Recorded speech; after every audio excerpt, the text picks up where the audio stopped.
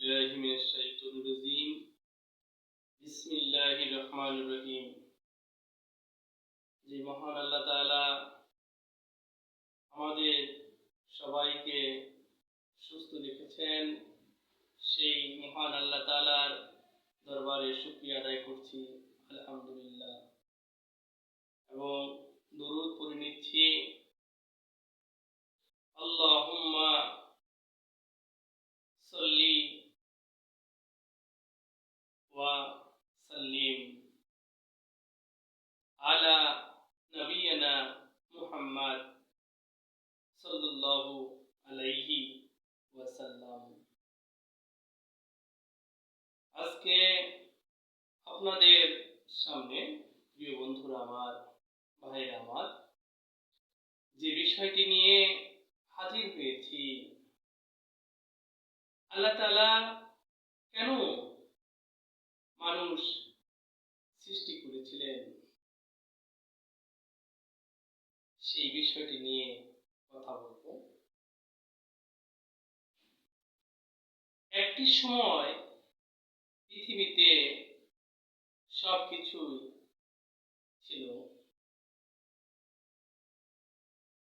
পানি ছিল, সাগর ছিল, নদী ছিল, পর্বত ছিল, সবকিছুই ছিল, কিন্তু শুধু মানুষ ছিল না। এই সময় ফেরেশতারা আল্লাহ তাআলার ইবাদতে মগ্ন ছিলেন। তখন আল্লাহ তাআলা ফেরেশতাদেরকে বললেন, আমি পৃথিবীতে একটি প্রতিনিধি পাঠাবো। তখন ফেরেশতারা আল্লাহ তাআলাকে বলল, হে আল্লাহ, তারা পৃথিবীতে গিয়ে মারামারি, কাটাকাটি, রক্তপাত, খারাপ অন্যায় কাজে লিপ্ত থাকবে। তখন আল্লাহ তাআলা ফেরেশতাদের বললেন, আমি যা জানি তোমরা তা জানো না। এই সৃষ্টি থেকেই নবী জন্ম নিবে, আউলিয়া জন্ম নিবে, শহীদ জন্ম নিবে।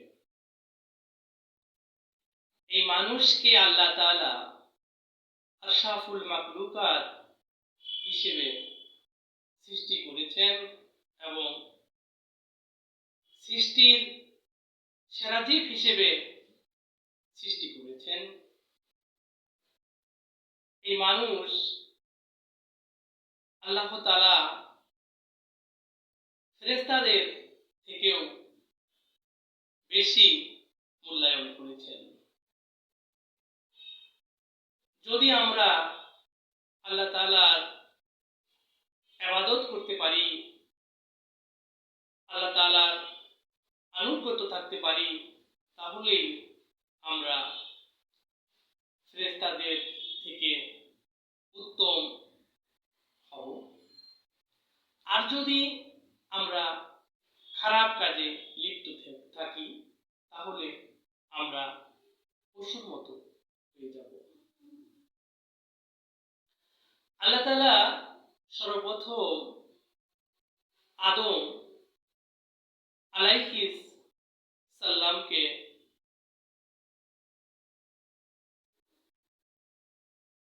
পৃথিবীর বিভিন্ন জায়গা থেকে মাটি সংগ্রহ করে তৈরি করলেন এবং তখনও আদম আলাইহিস সালামের দেহে রূহ দেননি। তখন ইবলিস সেই জায়গা দিয়ে ঘোরাফেরা করছিল এবং ইবলিসের দেহে বারবার ফেরেশতারা দেখত এবং ইবলিস সেই জায়গায় ঘোরাফেরা করত।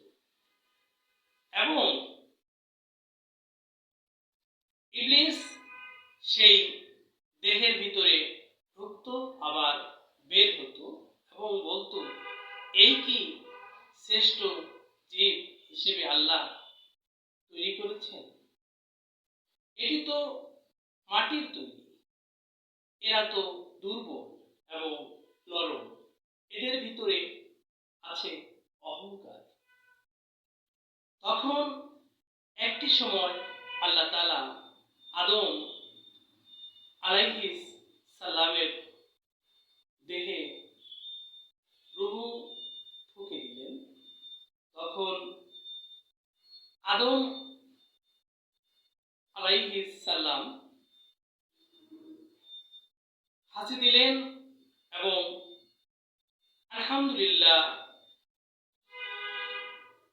বললেন এবং শুকরিয়া দিয়ে আমাদের আল্লাহ তাআলা সৃষ্টি করেছিলেন। জিকিরের মাধ্যমে আমরা পৃথিবীতে এসেছিলাম। আল্লাহ তাআলা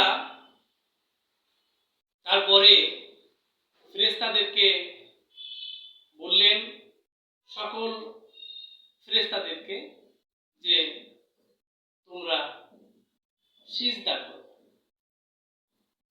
আদমকে সবাই সিজদা করলো, কিন্তু ইবলিস সিজদা করলো না। এবং এই ইবলিস বলল যে আমি হচ্ছি আগুনের তৈরি, আর আদম হচ্ছে মাটির তৈরি।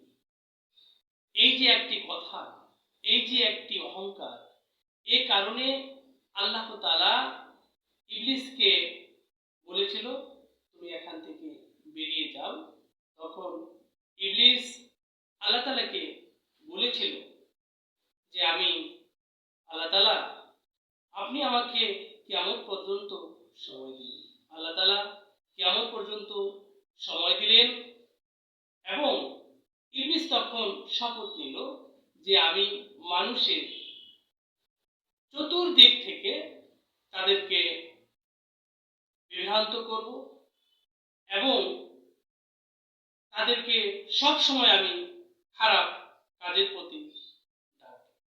এই শপথ আজও আমাদের চলছে এবং এই শপথ থেকে, ইবলিসের শপথ থেকে আমাদের বিরত থাকতে হবে এবং আল্লাহ পাক যেন আমাদের হেফাজত করে, এই জন্য আল্লাহর কাছে বারবার আমাদের দোয়া করতে হবে। ইবলিস তখন আদম এবং হাওয়া বেহেশতে তারা ছিলেন। তখন ইবলিস তাদেরকে বলল যে এই গাছ থেকে তোমাদের খাওয়া নিষেধ, কিন্তু ইবলিস বলল এই গাছ তোমাদের চিরজীবন থাকবে না। তখন আদম হাওয়া এই গাছ থেকে খেয়ে ফেললেন এবং তারা বুঝতে পারল যে তাদের ভুল হয়েছে। তখন আল্লাহ দরবারে আদম ও হাওয়া ক্ষমা প্রার্থনা করলেন, তওবা করলেন। আল্লাহ তখন ক্ষমা করে দিলেন এবং আল্লাহ তাআলা তাদেরকে বলল, আদম এবং হাওয়াকে বলল যে তোমরা পৃথিবীতে যাও।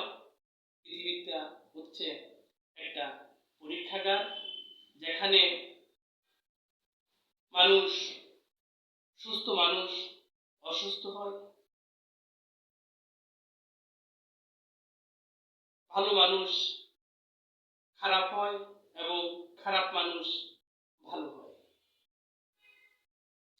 আল্লাহ তাআলা আমাদেরকে যেন সঠিক বুঝ দান করে, আমরা যেন সঠিক পথে চলতে পারি এবং আমরা সবসময় যেন আল্লাহ তাআলার ইবাদত বন্দিগি করতে পারি।